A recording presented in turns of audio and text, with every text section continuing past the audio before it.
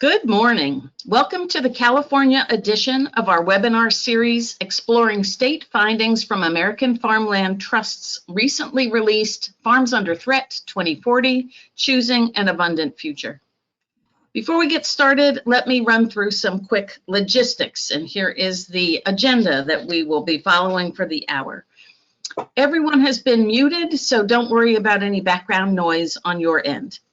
If you would like to ask a question or make a comment, you can do so by going through the control panel that should be on the right-hand side of your screen. If you look at the top of that control panel, you see an orange arrow. If you click on that, that will shrink the control panel, and if you click on it again, it pulls it back out. In the control panel, you will see a little tab that says questions. If you pop that out, you can write your question or make a comment into there. The box on the far right-hand side with a little arrow is what you click to expand that question section. And that's how you will do it. And we will leave time at the end of the webinar for the questions. Right underneath the questions tab should be a handouts tab. And if you look at that and you pull that one out by clicking on that same little box on the right-hand side, you will see the full report that you can download from there, and you will see the California two-page summary that we're going to talk about a little bit further. Just a note, we are going into the interactive website. If the control panel is in your way, just click on that orange control button at the top, and it will shrink the control panel. The last thing to note is that we are recording this webinar. All of you will get a copy of the recording, and please feel free to share that far and wide. So now let me introduce myself and my co-host for the morning. I'm Chris Coffin. I direct AFT's National Agricultural Land Network, which is a practitioner network we created in 2020 to help build the capacity around the country for folks interested in saving farmland, both through planning and zoning, through permanent farmland protection, and through any strategy in between those two. We welcome members. It is free, and I'll send the link. We'll have the link at the end of the webinar. Joining me today is Kara Heckert, who is AFT's Resilient Agriculture West Advisor and former California Director for AFT. So thanks for joining, Kara. And before I turn it over to Kara, let me just take a minute to talk about American Farmland Trust for those of you who may not know much about us. We are a national nonprofit membership organization founded in 1980. We are also the only national agricultural land trust, and we do direct land projects. Some may know us best by our No Farms, No Food bumper sticker. The bumper sticker we had before this one, though, said, "It's not farmland without farmers." We understand agriculture, and we take a holistic approach to it. Our national initiatives and our regional programs in California as elsewhere focus not just on protecting the land base, but also on the practices used on that land and on the farmers and ranchers who steward the land. And thinking about that, both the ones who are there now and the ones who aspire to be farmers in the future. Our programs and research inform our state and federal policy advocacy and analysis. We work from farm fields and kitchen tables to the halls of state capitals and Congress, with 6 regional offices and a national office located in Washington, D.C. And with that, let me turn it to Kara. Thanks, Chris, and thank you all for joining us. We'd like to recognize and thank USDA's Natural Resources Conservation Service for their partnership and financial support of our Farms Under Threat research. Farms Under Threat is AFT's multi-year initiative to document the status of and threats to America's agricultural land base. NRCS has been invaluable to this entire research project, as has our research partner, Conservation Science Partners. For this report, we also collaborated with the University of Wisconsin-Madison. Back to you, Chris. Great. So Kara and I are now going to go off screen so that everybody can see the charts and then the web app better. But right now we are going to dive into the methodology and findings from the report. So the first two Farms Under Threat reports, so that was Farms Under Threat, State of America's Farmland, which we released in 2018, and then Farms Under Threat, State of the States, which we released in 2020, mapped past conversion of agricultural land, first from 1992 to 2012, and then from 2001 to 2016. In this report, we are looking forward. We're using that past conversion data to model and predict future conversion of farm and ranch land out to 2040. So we started with our Farms Under Threat State of the States analysis of conversion from 2001 to 2016. And as a reminder, that analysis mapped conversion of land to two different types: urban and high density land use, or what we call UHD, and low density residential development, or what we call LDR. So let's talk a minute about what those two look like. Urban and highly developed land is the traditional culprit in farmland conversion.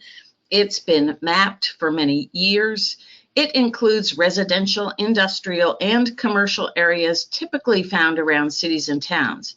It also includes rural industrial sites such as oil and gas infrastructure and solar development. Basically anything that can be identified by satellite remote sensing as built up.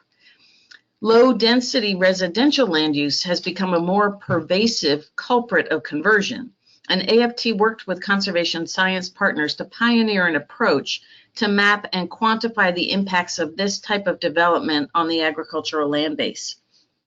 These areas range from lower density subdivisions to larger farmettes and ranchettes.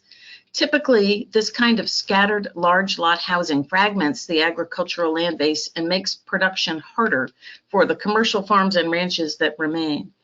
It's important to note that some agriculture can be found on this low density residential land. And we know that some smaller farm parcels, especially those near urban centers, can be quite profitable and sustainable. However, our research has found that once land has been converted to low-density residential land use, it is far more likely to be further converted to urban and highly developed land. So starting with this historical data, we projected into the future with a business as usual scenario. This is a straight line projection using the same annual conversion rate as what we documented from 2001 to 2016 to predict the level and location of conversion by 2040. We did adjust the model on the urban and high density land use to account for projected population growth or decline. Building off this scenario, we developed two alternative scenarios, and we'll get to those two in a minute. In each of the three scenarios, we also mapped the coastal flooding risk that is projected by sea level rise. Once we had our projections of conversion and flooding risk, we quantified the effects of these scenarios, both on the agricultural land type, so is that conversion to cropland, pasture land, or rangeland, as well as on the quality of the land using our productivity, versatility, and resiliency values that I'll talk about in a minute. As with any modeling exercise, there are some caveats. Most importantly, we were not able to account for local zoning. Land use regulations are inherently local and there's no national database for them. This means that our maps represent the general pattern and rough amount of conversion that is likely based on those past conversion patterns. They don't reflect, though, what may be allowed or prohibited on the ground right now or moving forward through local land use regulations. Our modeling also does not include the impact of water scarcity, which we know is hugely important in California, or the potential fallowing of land because of either water scarcity or salinization. Mapping this impact involves a complex interplay of many variables and was beyond the scope of this analysis. Two things on this, though. Kara is going to talk later about some mapping that we have done that does include looking at water resources. And you'll see in the website that we did include a data overlay from World Resource Institute's Aqueduct, which offers some projections about water availability in the future. So here are the three scenarios we modeled. First, business as usual. Again, that's the straight line projection using 2001 to 2016 data for that projection. The second one is what we call runaway sprawl. This envisions a scenario where sprawl, particularly the low density residential land use, actually gets worse. And we know that this is not theoretical, but entirely possible because of high housing costs that are becoming more pervasive across the country, and more opportunities for remote work, which will only be improved as rural broadband expands. Some parts of this country may already be on this trajectory. Lastly, we modeled the future we hope for, better built cities. This scenario envisions successful efforts to reduce the footprint of residential, commercial, and industrial development on productive ag land. While the scenario still results in the conversion of some agricultural land, it envisions a future with vibrant, compact cities and towns and abundant farm and ranch land to meet the needs of the future. So let's take a very quick look at the assumptions that went into the three scenarios. Again, for business as usual, that's the historic rate, and again, accounting for population growth or decline just on the urban and high density land conversion. Again, because there's a strong correlation between population growth and urban and highly developed land conversion. For runaway sprawl, we kept that same rate of urban conversion, but we projected 50% higher conversion because of low density residential development. And in better built cities, you see that we did the opposite. We projected lower rate of conversion through that low density residential conversion, again 50% lower, because we felt that in fact that was ambitious but an achievable goal to be more compact and reducing that type of sprawl. And we did a 25% lower projection on the urban and high density based on what we understand to be some urban areas' ability to shrink their footprints to that degree. So let's go to the next chart and look at each scenario's potential impact. The gray chart on the left shows that historic conversion of 11 million acres just in the first 16 years of this century.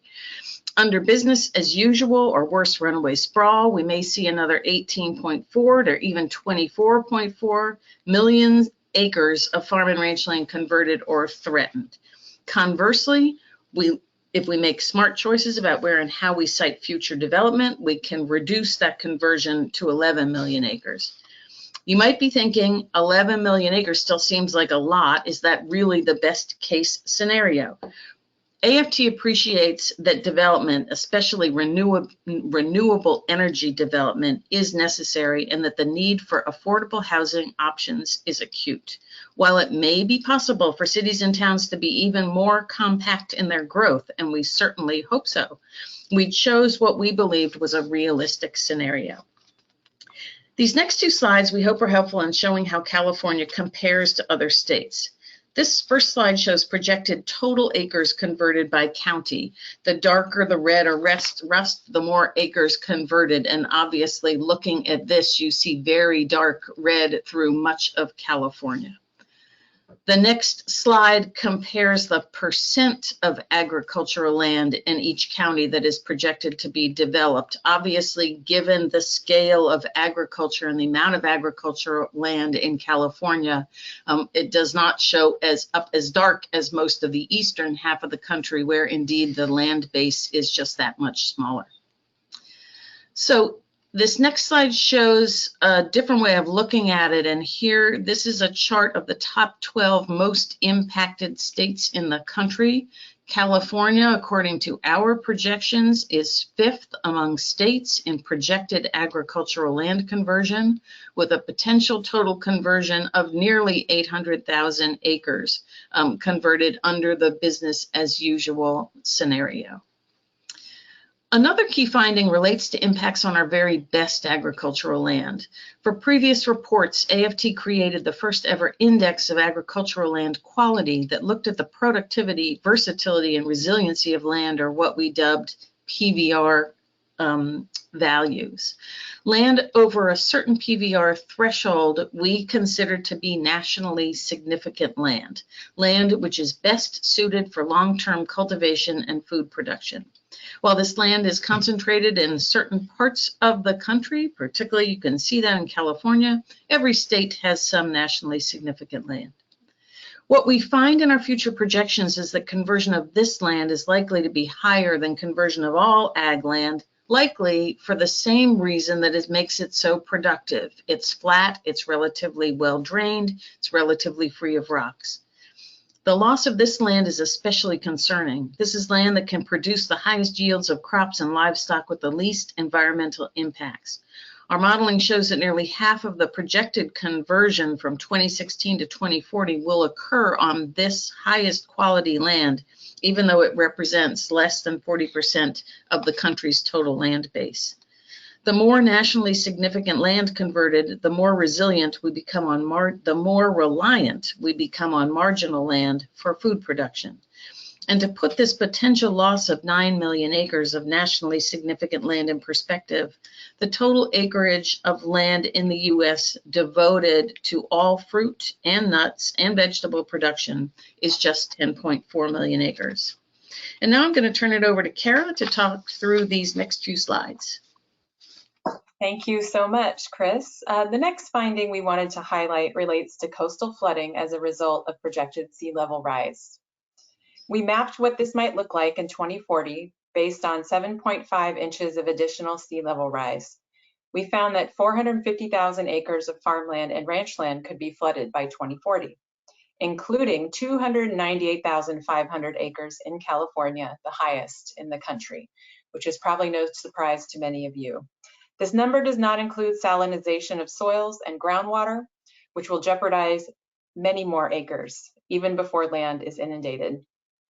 Additionally, we found that nearly 500,000 acres of existing urban and highly developed and low-density residential land will be flooded nationally, causing some residents to seek more stable housing. The result of this is another 2.7 million acres of ag land nationally that could be converted to development. One of the other threats we are highlighting in the report is the threat that solar development poses to agricultural land. To be clear, American Farmland Trust supports renewable energy development. However, we think it's essential that we plan carefully so that our most productive, versatile, and resilient land is not compromised. We also think it's possible for agriculture and solar to coexist in mutually beneficial ways, and there's many examples of that already in California. This map shows the projected area of utility-scale solar photovoltaics energy generation facilities by state in 2040. This data comes from the Decarbonization with Electrification Scenario of the U.S. Department of Energy Solar Futures Studies. That study estimates there will need to be 7.4 million acres of utility-scale solar in place by 2040 to meet the Biden administration's energy goals. On the next map, we show the percent of undeveloped land to be used for solar development based on that same DOE Solar Futures study. We did model conversion of land to solar development, but did not include that data later in this report because of issues with the data. There is some information about the solar modeling results in our solar technical paper that is available through the Farmland Information Center. We will also be releasing a solar white paper later this year. The most important findings were that 83% of the projected solar development by 2040 will be sited on agricultural land, and nearly half of that projected solar will be sited on nationally significant land. We're now going to dive into the data available for California on our interactive website. And for this, we're going to be joined by our colleague, Beth Frazier, who will be our navigator. Thank you so much, Beth. Okay, thank you, Kara. So we are now in the website, and Beth is going to put a link to that website in the chat so you can find it there. When you open the website, you're going to be met with this cover page that talks a little bit about what we did, what we found, explains the scenarios. To get out of this cover one, you just click on that little arrow on the top right-hand side of it, and you get to the maps. But let's take a minute to talk about what else is up there in the upper right-hand corner of the website. If you want to get that cover information back, you just click on About, comes right back up. Next to that About tab up there, you see a How-To tab. That takes you to a 5-minute video that explains how to use the various data layers in the scenarios. The View Report tab, which is next to that, takes you to our Farmland Information Center. Here you can find the full report, the executive summary, what we just mentioned about the solar technical report, and again, some prior reports, so the State of the States report, for example. And then lastly, you will see up there the Request Data tab. We are making these geospatial data layers available to everyone who wants them. Feel free to fill out the form, which you find right up there, and submit it, and we will be back in touch. So now we are going to move to California. So all you do is you click on California, and it will automatically populate down below with information, California, statewide information on the left-hand side, and whatever county you happen to be on when you clicked in your cursor. So here you're seeing El Dorado County. So you can find a number of things right here on this cover page. Again, on the left, this is giving you the summary for the state as a whole of that 797,000 acres projected conversion statewide, much less down to 522,000 with the better built city scenarios. And the same for all of the counties. Every county has its own projected numbers, and that again is split between that darker red or rust, which is the urban and highly developed land conversion, and on the right is the lighter orange, low density residential land use conversion. Going down through this page, you will see some additional information. Again, what I talked about, the fact of the best agricultural land, how much is likely to be converted. And we see here for the state as a whole that we are projecting nearly 536,000 acres of the highest quality of California farm and rangeland that would be converted. And again, you see these numbers for El Dorado County on the right, or whatever county you happen to be in. Going down further, again, we distinguish between land type and the type of land that will be converted in the business as usual scenario. So here you see the largest conversion number is actually rangeland at 424,500 acres, followed by cropland, followed by pasture. And a note about this woodland, it's obviously not all forest land in California. What we did in 2020 was that we mapped woodland associated with farms and ranches based on the 2017 Census of Agriculture. So this woodland figure is associated with farms and ranches that are likely to be converted.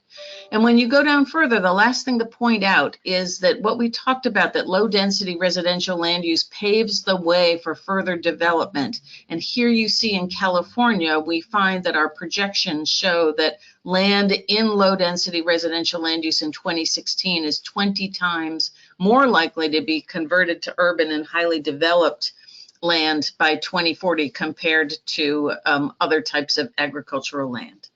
So with that, let me take just a minute to show you the California State Summary, where you see where Beth is pointing the cursor on that download report. If you click on that, you come to what we hope will be a very useful, very easily printed and downloaded document that we hope you will use for information and educational purposes with your organization's members or with state policymakers or federal lawmakers.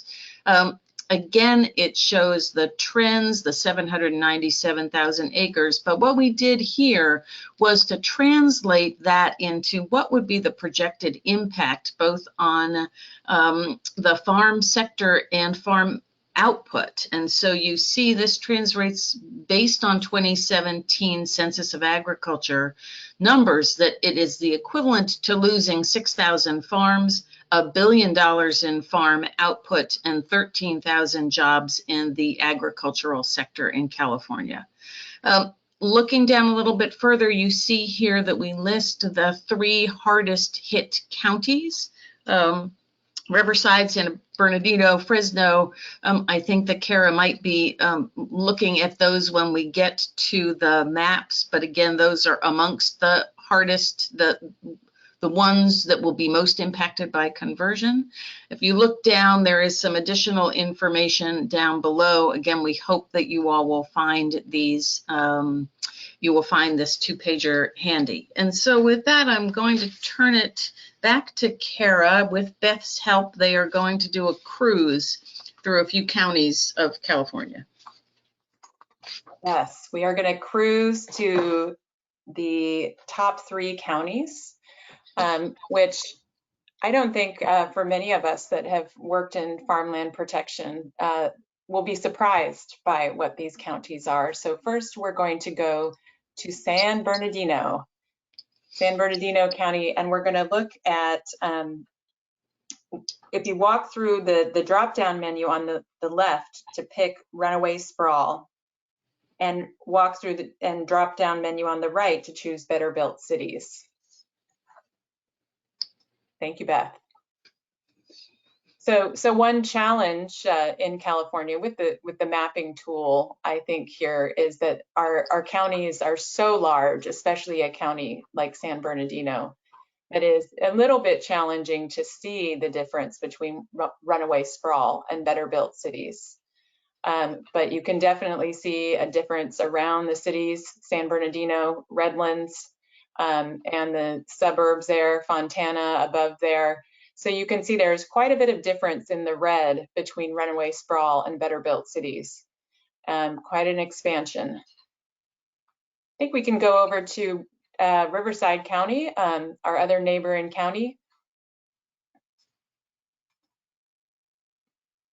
Thank you, Beth. Maybe zoom in. A lot of the sprawl is happening there, as many of you know, from urban and highly developed land, warehouses, and some low density residential.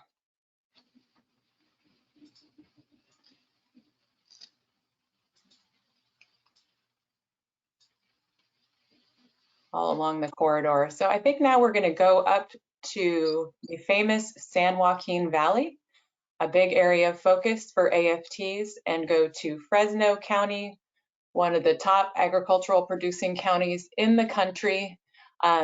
Definitely, if not the most diverse agricultural producing county, it's way up top. So you could say that this county, we don't like to say is the most important, but if you look at the diversity of agriculture and the amount of food, fruits, and vegetables that come out of Fresno County, it's very important that we protect our land here. So if you look at, you can see it a little bit better in this county because there's less urban development, but if you look at the runaway sprawl scenario versus better built cities, you see quite a bit. Yeah, maybe if you could scroll in, quite a bit that could happen around the city of Fresno, especially up north.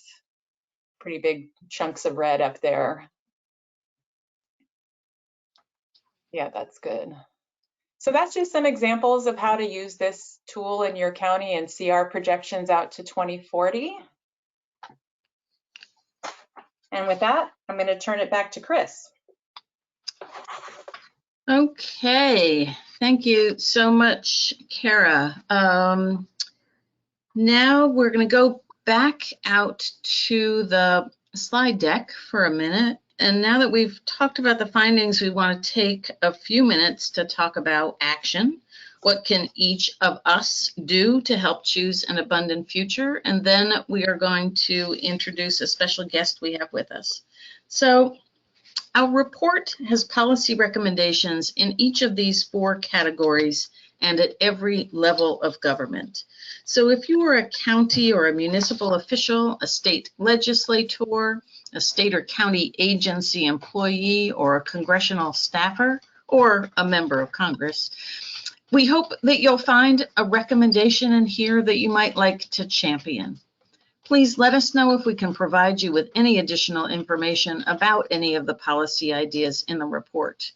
And if you are a farmer, rancher, landowner, community advocate, you work for a nonprofit that works on these type of issues, we encourage you to share and discuss these recommendations with your elected and agency representatives and partners.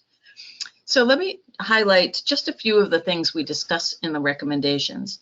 And encouraging smart growth, I'm actually going to put that aside because I know that Kara and our special guest are going to talk about that a little bit.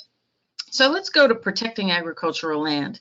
Congress will be writing a new farm bill next year. An important program in that bill is the Agricultural Conservation Easement Program, which helps to fund the purchase of agricultural conservation easements from willing farmers and ranchers. More funding for that program would help protect more farm and ranch land in California. Advanced smart solar siting, that's a mouthful. Local governments can ensure that best practices are being followed when siting solar on farmland. This includes best practices for the construction, operation, and decommissioning to preserve soil health, water resources, and the ability to farm the land during and after the life of the project. Obviously, it goes without saying that, again, local governments can also be working to try and minimize the impact and to reduce that amount of solar on the best land, looking more to marginal land in the built environment for that siting. States can also invest in additional research around agrivoltaics or dual-use solar and provide incentives for dual-use solar development. And then supporting farmland access. We know young, beginning, and historically marginalized producers need support of many kinds to help gain access and more secure access to land. From strategies to make farmland more affordable, to new and alternative financing options, to more intensive hand-holding in identifying and assessing land opportunities. And this last type of assistance, that one-on-one customized assistance, can be very time-intensive and is very important. It's also needed for older producers and landowners to help with succession strategies and identifying potential producers to whom to sell or lease their land. So state and local governments have a role to play in all of these as well, obviously, as the nonprofit sector. And now Kara is going to talk more about planning for agriculture and what AFT is doing to address land conversion in the state. Thank you, Chris. So as we all know, community planning is critically important to smart growth. As part of this planning, AFT encourages communities to plan proactively for agriculture. This involves these 4 basic principles: inventory resources, engage farmers and ranchers, incorporate agriculture into communities, and implement tools to retain and protect agricultural land. These things can work in tandem with efforts to plan for smarter, more compact development. There's many resources on planning for agriculture, which can be found on our Farmland Information Center website. So California is really innovative in this space. There are great examples of local planning for agriculture throughout the state, including places like Ventura County, Santa Clara County, and there's many more. But there's many places where it's not being done so well, and we need to do better. I would like to introduce Emily Tibbett, who is Senior Advisor for Land Conservation at the Governor's Office of Planning and Research. And Emily, thank you for joining us. She is going to talk to us for a few minutes about state support for local planning, both from a policy and funding standpoint. Thanks so much, Kara, and I just want to salute AFT on all the great work you've done here on these projections. I think at this point, with all the issues we face, it's really important, the work you've done. So thanks so much. And just to look sort of retrospectively, I think California is losing on average 50,000 acres of farmland per year. And just a shout out to the California Department of Conservation's website, their farmland mapping and monitoring program has some great data there as well. So as Kara said, I just want to say a little bit about state support for local planning from both a policy and funding standpoint. A little context here, since the 70s actually, so for many decades, our work in the Governor's Office of Planning and Research and elsewhere has been really guided by the state planning priorities, which some of you may be aware of, but it's really about, there are three, and one is to promote infill development and equity. Essentially, a lot of the principles that AFT staff were just talking about.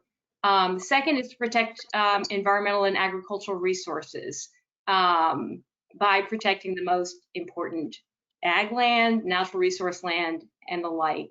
And then the third is outside of infill areas is to encourage efficient development patterns. So these are really the sort of guiding lights of our work. A little bit on current context at the state, as some of you may know, that the Governor's Office has issued there's a priority to build more than 2.5 million units of housing by around 2030. So we have obviously a housing shortage in the state. We're trying to rectify that. And the goal really is to encourage housing near jobs, schools, and services in order to reduce carbon emissions from driving.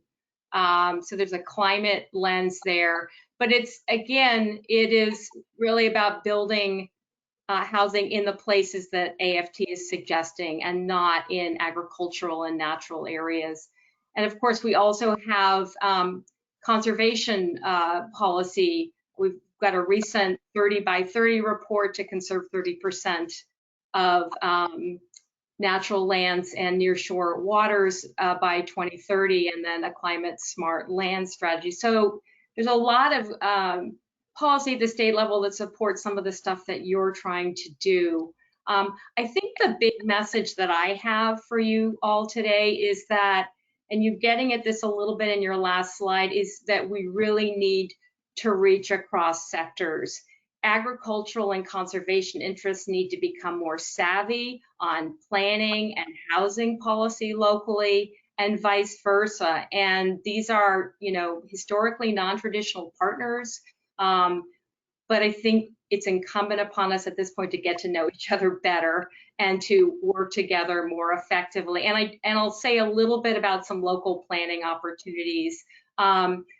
There is the local general plan, which guides development of a local jurisdiction. As many of you know, it includes land use conservation, open space, and housing elements. The Office of Planning and Research's website has some great guidance there on best practices in those in writing general plans. It's worth perusing. Increasingly, jurisdictions, counties are doing climate action plans, which have natural working lands components. You pointed out Santa Clara, they have one now. There are other jurisdictions that have them. Obviously, agricultural lands are really important from a climate resiliency lens. They become recharge areas. They are wildfire buffers. This is a really important aspect of their value. And then there is our sustainable community strategies, which look at efforts to essentially do planning in a way that reduces vehicle miles traveled, so reduces carbon emissions. And some of these plans do include agricultural lands mitigation policies, conservation priorities, the like. These are administered through the Air Resources Board at the state level. And again, that's another entry point for planning.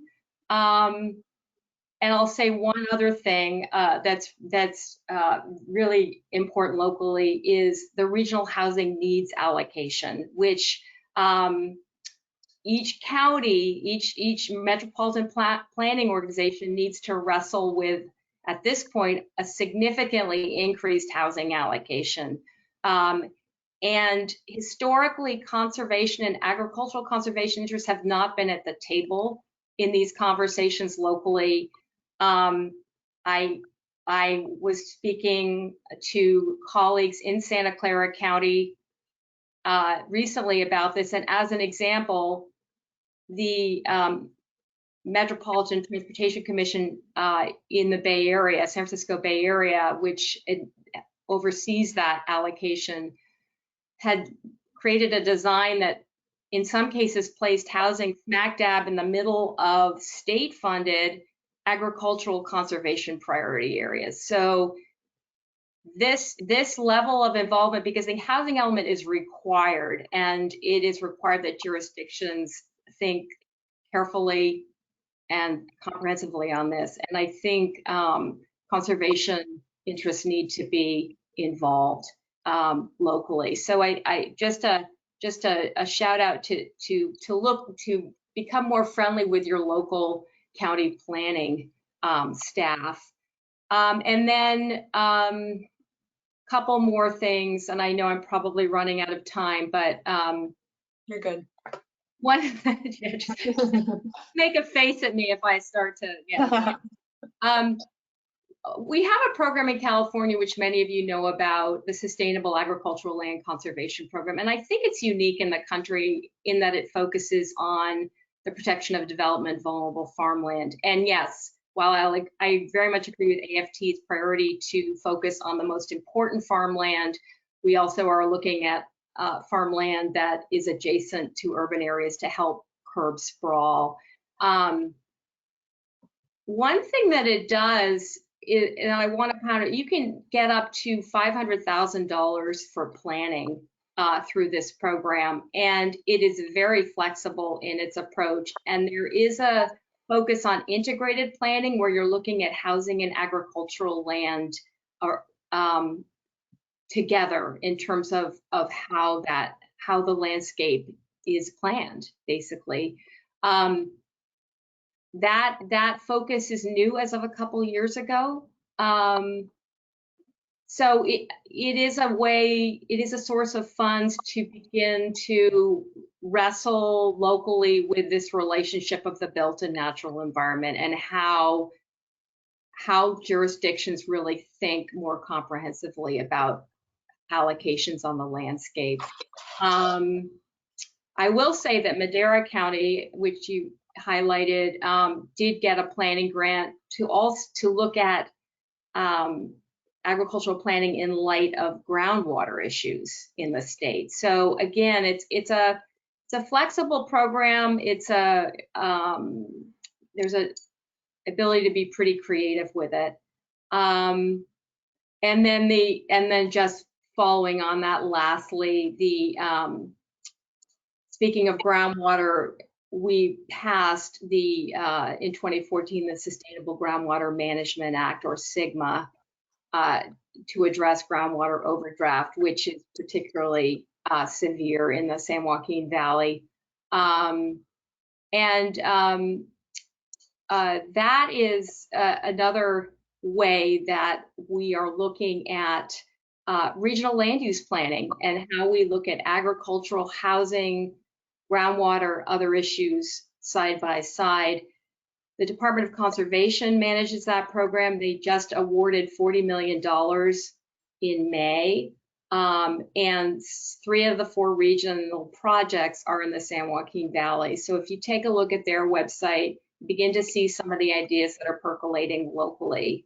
So I'll just, and I think there's more funding in this budget, this coming year budget, state budget for future, another round, but don't quote me on that. I'm not sure how much. So I'll just leave you with just a couple of high level points. One is that regional planning, looking across sectors at the landscape level to figure out where housing goes, where it doesn't go, where agricultural protection needs to happen on the highest resource lands, the most important resource lands, and also just reaching across sort of historic silos to look at housing in particular, because there is such a focus on building new units, and we want to make sure they go in the right place. So those are my thoughts, and I hope that's useful. I'm happy to answer any questions. Great, thank you so much, Emily. So as you're all hearing today, there's a lot of really good work going on, a lot of resources, and I'm going to talk to you about one more and then bring it back to Chris, and then I think we're going to see what kind of questions we have. Emily brought up something you led me right to what I was going to bring up, which is the integration of land and water resources in local planning decisions. And it's important that we continue to do that in California. AFT has a large-scale initiative called our San Joaquin Land and Water Strategy. And one example of how we're working on the intersection of land and water is our project prioritization tool. So this is another resource that local planners and decision makers can use to help increase the adoption of water infiltration practices and groundwater recharge on the most at-risk agricultural land in the San Joaquin Valley. So Beth, thank you so much. Beth has gone to the website of this tool, but why we wanted to bring it up today is number one, to promote the tool as a very practical way for folks to make better informed decisions about protecting important agricultural land, and also for folks that are out of the San Joaquin Valley to know that this is a tool that can be statewide, and it's something we're very interested in doing, especially in areas like Southern California that are really at high level risk. So we just wanted to highlight this. I think we'll be able to send it in the wrap up or follow up to the webinar as a link, but I just really wanted to make sure that everyone knew, even though our Farms Under Threat report couldn't look at water scarcity because of the data, AFT is very engaged at looking at the intersection of land and water and protecting our agricultural land, keeping farmers in business, and recharging our groundwater. And the program that Emily mentioned at the end of the conversation, the multi-benefit land repurposing program with the Department of Conservation, is a really innovative and great new funding program that has some good approaches to tackling these very complicated problems. So I want to turn it back to Chris now. We know we are throwing a lot of information and resources at you at once. This is recorded, just to remind everyone of that if they need to go back and re-listen. So back to you, Chris. Great. Thank you, Kara. And thank you so much, Emily, for joining us today. We really appreciate you taking the time. We do have a few questions, and I'm going to, a couple I can start with, but some I can't. And I'm going to start with this one, which is someone who's asking that we've seen an increase in remote work from the pandemic. And that in California, as elsewhere, we hear about people moving out of high-density urban areas. And so the question is, was this factored into the research at all? And do we think that the projected sprawl may perhaps be underscored? And I would like to say it was factored in, which is why we did the runaway sprawl scenario. However, do we know, since our modeling, the business as usual modeling, went only to 2016, so already there is a several year period where that could have been increased already. And I guess I would look both to Kara and Emily for any thoughts about whether you think that California is more on a trajectory of runaway sprawl or business as usual, or is even for California the runaway sprawl an understatement of where things might be going?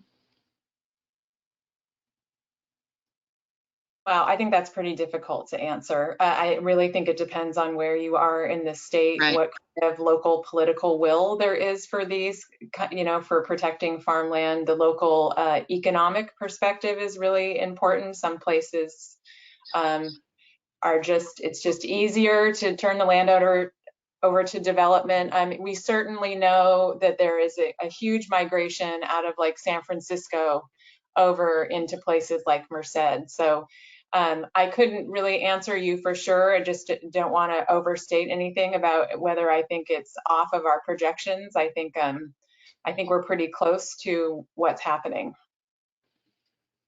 I'll just add, Don't you think, Ellie?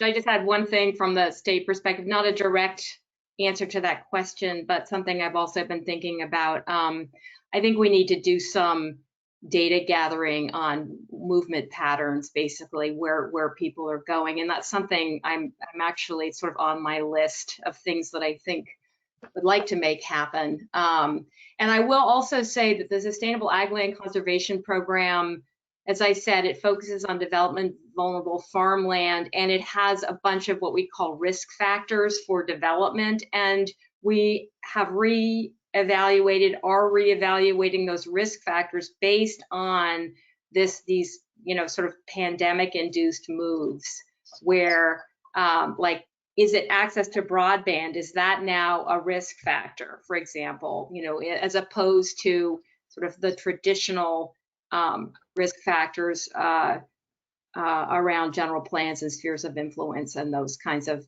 things, and proximity to urban centers. So we're rethinking that, but it's a work in progress. But I do think we should start looking at these patterns of movement. Great, thank you. That's really interesting to know about the risk factors. Very interested in that. Here's another question. Has AFT quantified the greenhouse gas impacts with each different conversion scenario, and how farmland saved or not saved mitigates for converted farmland? The answer to the first part of that is no, not specifically. But as to how farmland saved or not saved mitigates for the conversion of farmland, I will again turn it back to Kara and Emily, because this is something that that both of you guys know a lot more about than I. I hope so. So, I mean, I can speak to one thing that AFT has done in California, our Greener Fields research. We could probably put a link or provide a link later. We looked at the greenhouse gas emissions from an urban acre versus an acre of farmland. And this research was used to help inform and create the Sustainable Ag Lands Conservation Program. What we found was that a farmland acre emits 58 to 70 times less greenhouse gases than an urban acre. So if you take that and scale it up, across the state, you would be able to quantify that, but we did not do that in that research. I don't know if you have anything to add on that, Emily. I think that's great, thanks. Okay, here is there's a solar question, and I will pose it. I don't know if you all know the answer or not. How do you think the change of responsibility for permitting solar 50 megawatts or larger by the CEC rather than local government in this year's budget will impact the solar agriculture relationship in the future? That is not a question I am informed enough to answer. Okay. Yeah, I don't know enough about that. I know of some issues around solar development, tax-related issues, but I don't know the answer to that offhand. Okay. I'd love to know the answer though, so I'd love to follow up with that guest and find out. All right, we will do that. So guest, we will follow up with you on that front. And then here is a question about that relationship between low density residential development and urban and high density. It's an excellent question. And again, I don't think we're going to have the definitive answer. The question is, what does that process look like on why some land goes from low density residential to urban and high density? Did it happen because of a change in zoning? Did it happen when urban population expands? What factors would indicate which low density residential land is most at risk of conversion? And I can offer some thoughts. I think that it is land that is more likely to be at the urban edge, and it is a factor of just continued expansion of urban areas. But I don't know that there's necessarily a correlation with zoning changes, but I would ask Kara and Emily any thoughts that you have on that from experience. Are there risk factors when we see that lower density residential development becoming very urbanized, and what the risk factors are there? I don't have much to add to what you said, Chris, except that I know of many local examples of where the zoning has been changed. And that's a big risk factor. As soon as that changes, it's hard to get it to change back the other way. Pretty much can't. It only can go in one direction. So that's the primary risk factor. But I think just the continuation, especially of more like big box development, or like more kind of non-local development that is just kind of going to the most convenient spots, and it just continues. So that's all I have to offer on that. Yeah, Go ahead, Emily. Please jump in. I'll just say something that's related, and something that's probably obvious. Development, happens in the cheapest places to develop, right? So, notwithstanding the zoning issue, which is important, the fact is that it's much cheaper to develop on open ag lands than it is to do infill. That the cost of the land is less. We obviously don't value our lands appropriately in terms of the resource and agricultural values. And it's very difficult to do infill. It's more expensive. There is the California Environmental Quality Act. There is some density issues. And the reality is that though once that development happens, it's much more expensive to deliver services like water and sewer and all kinds of infrastructure services to those more remote locations. But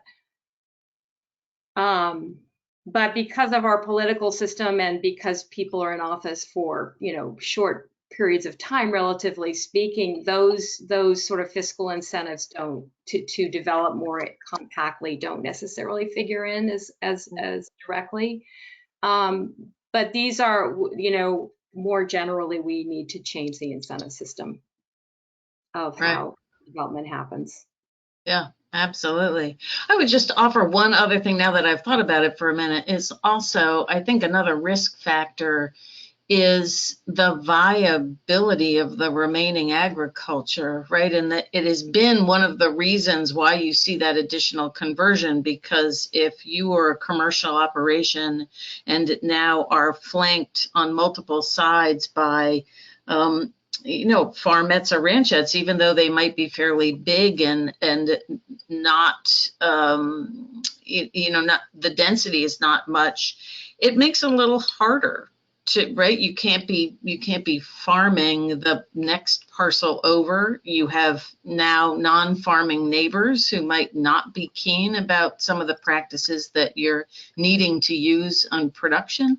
So I think, again, it's trying to think about how that low density impacts the viability on the remaining farms and ranches, and whether they feel that they still can be commercially viable, and trying to do everything to help support the remaining operations so that they are able to be viable, I think is pretty important. I think that, well, now that I see what time it is, I think we need to be done. So let me wrap it up here. Let me just, Carrie, you're going to get the final word, but let me talk about two quick resources that I think will be helpful to folks. Obviously, we have a California office that is terrific. They are the wealth of information. Kara and team, Tom, who runs our California office now, they are wonderful. they're, again, the first sort of line of response and thinking about work in California. Beyond that, we have the Farmland Information Center that you see, farmlandinfo.org. They are a wealth of information about national and state both statistics, about policy. They have a lot of information about agricultural conservation easements. They have a technical assistance line that, again, if you have any question related to agricultural land, feel free to pick up the phone and call them. And then again, a mention of the National Agricultural Land Network. We are working around the country to help build capacity, both around protection, but what we consider to be protection plus. How do those folks who are working on agricultural land protection also engage around regenerative agriculture, around land access? Many folks in California are doing this. And again, we are looking to build a network and capacity. And with that, let me turn it back over to Kara to close us out this morning. Great. What a show. I just want to say thank you to everybody, and for those that are also watching to follow up with us in California. We are supporting a lot of these programs and policies that we talked about today, but we definitely need to continue to grow the movement for farmland protection in California. We're still a fairly quiet voice in a very noisy state. So just wanted to thank you, Chris. Very special thanks to you, Emily. You did a wonderful job, and we're a really wealth of information. Also to Beth Frazier and Jamie Harrison, who are behind the scenes and make everything run smoothly. And hope everyone has a great day. Bye-bye. Bye.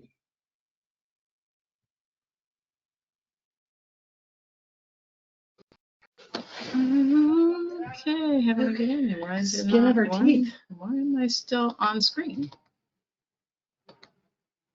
In the webinar. Oh, end the webinar for all. Yes. Yes.